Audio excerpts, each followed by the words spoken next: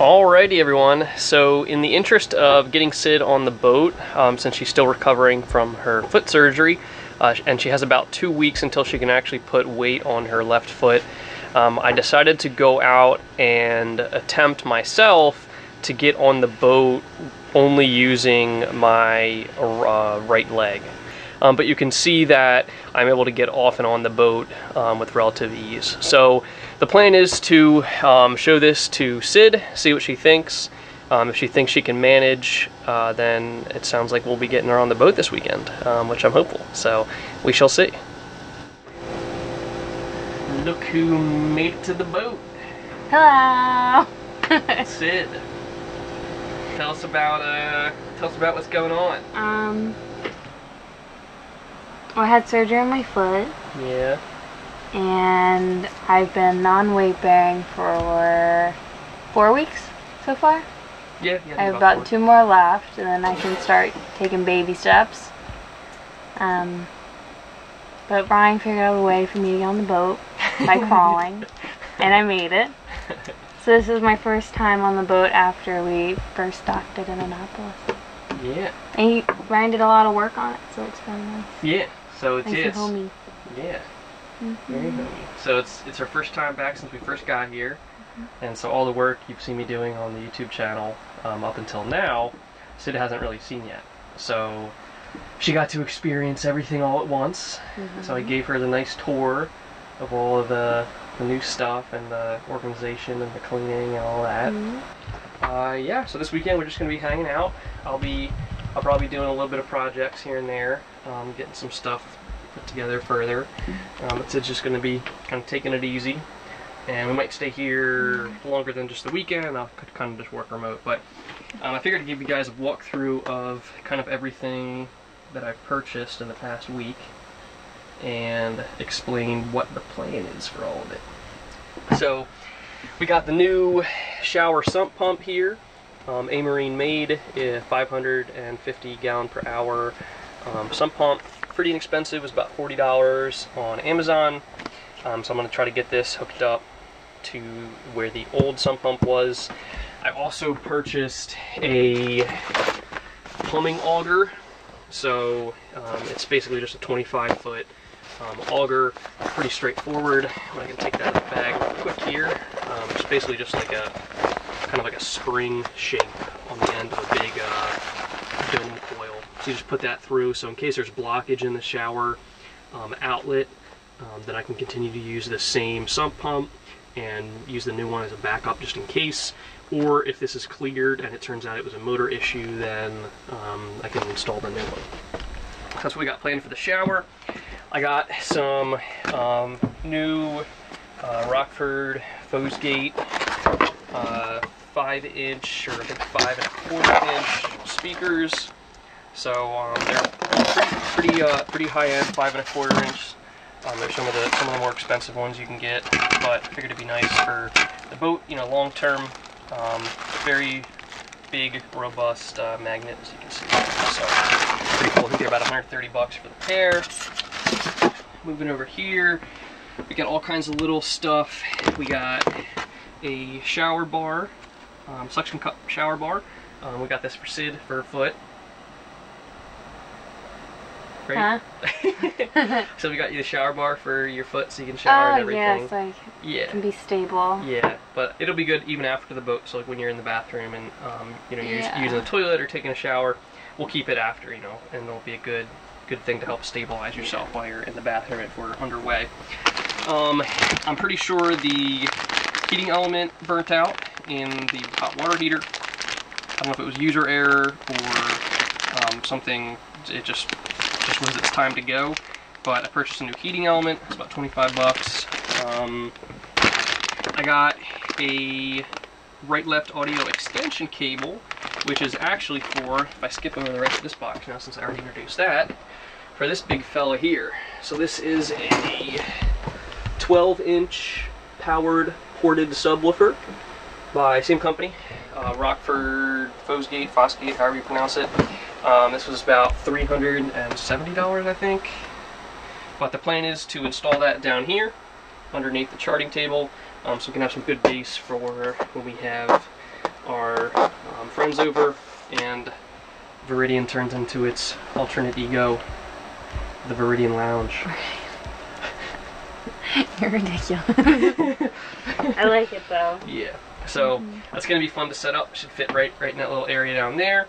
I just have to wire it up to the rear outputs of the amplifier, and then also wire in the power, of course. But should be pretty straightforward as long as I can figure out how to get the cable from down there, the audio and power cable from down there up to behind the panel and connect it to the stereo. But very close proximity, which is good. What else do we get?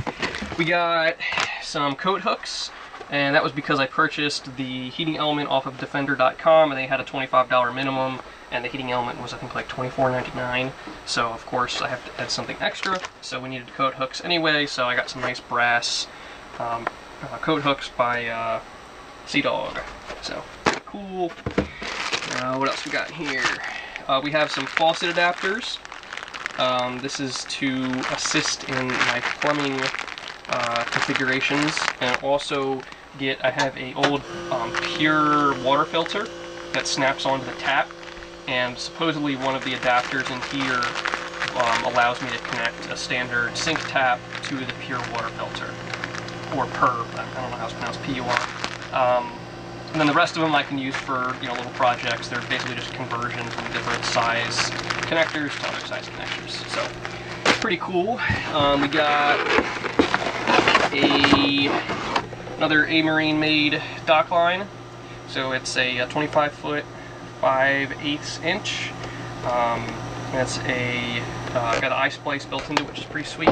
I already have 3 of these on the boat, but I wanted to get a 4th one because I need it for a certain docking configuration. I needed a 25-foot line, and the one I think I have now is like 15. So got one of these. These are about 19 bucks, I think, 20 bucks. Borrowed a kind of like a pipe wrench for changing out the heating element, which I want to make sure I don't smush, since it's kind of delicate. Out here. We have a 5 1/4 inch hole saw, and that's in case the speaker doesn't fit in that, and I need to hole saw it out 1/4 of an inch diameter, or I guess 1/8 of an inch kind of radius. We also got some Faucet Aerators, so that right now the sinks, when you turn them on, they just, I mean, it's full force, zero aeration at all, and it wastes a ton of water. So I figured I'd get the aerators there. You can see they bring it down to 1.5 gallons per minute, which I can tell you from personal experience, I can guarantee that the faucets on this boat are way higher than 1.5 gallons per minute. We got those heat sinks I talked about for the back of the stereo, help keep it cool. We got some hair dye, because I wanted to highlight my hair. Never done it before, so I want to try it at some point. What do you think of that? It's not gonna work. Like, you're just gonna mess up the texture of your hair. Sid said this doesn't work for like dyeing your hair. I thought it did, but I guess it doesn't. So maybe there's a step we have to do before that. I also got some of these hangover fixer pills. So you're supposed to take one before you drink and then one after, something like that. And supposedly they work pretty well. So I figure it'd be good to purchase them and give them a shot. See how they turn out. I stocked up on booze for the boat. We get some nice champagne so we can celebrate Sydney's second arrival to the boat. Yeah. And I guess quote-unquote christen the boat to an extent, even though I'm not going to break the glass because I don't feel like doing that, and it's probably bad luck, but I'm not a superstitious person. Bunch of other random booze to fill out the liquor cabinet, and I think that's pretty much it. Oh, we also got some games. We just borrowed these for the weekends. We can play some games when we're hanging out. And then we also stocked up the kitchen, so we got all kinds of stuff. Picked up some of that discount bread that they always overbake. Got some of that cheap standard bread, all kinds of stuff back here. You can see I restocked a bunch of the canned goods, since that's pretty much all I've been eating when I've been on the boat. But now that we have the working stove, that will be a big game changer. Got some mixers and soda, and stocked up on some veggies, and tofu, and soy milk, and we got the banana hammock back in action. So now it's no longer just a pear and apple hammock. You have tomato, onion, banana, pear, and apple. So looking pretty good. And then we got Sid's little knee stool here, so she can do stuff. She was helping me unpack the groceries, so she can put her one knee on here and keep her bad foot up off the ground, and you know, provides her extra stability and it's a little bit more comfy. So yeah, so we're looking pretty good. I don't know when I'm gonna start first. I got a lot of little things to do, but I'll be sure to document the progress. Any final words? No. No? Nothing? No. You got nothing for me? I'm just gonna drink. You're just gonna drink? Tonight while you do stuff. Sounds like a plan. And that's what begins. So you can see our new speakers, and we have the party lights on since the partying has commenced, and how they accent the wonderful speakers. Unfortunately, the shape of the previous speakers was more square than round, and you can see that kind of by the housing. The housing is actually relatively square, and I didn't originally take that into account. So Hunter must have originally kind of styled the fiberglass to fit those specific speakers. So the speakers look okay. They don't look as flush as the original speakers, and of course you can see the screw holes, which the cover for the original speakers, even though the speaker was only 5-inch, the cover extended really far out. But they do sound a lot better than the original speakers, a lot better range, probably about the same level of bass, but a lot less distortion at higher volumes, and the treble's much better than the original speakers. Original speakers were a little bit MIDI with a lot of bass, whereas these have some pretty nice treble to them. So that's pretty much it for tonight. It's about 9 p.m. so probably call it a night on working on projects and just hang out with the Sidmeister.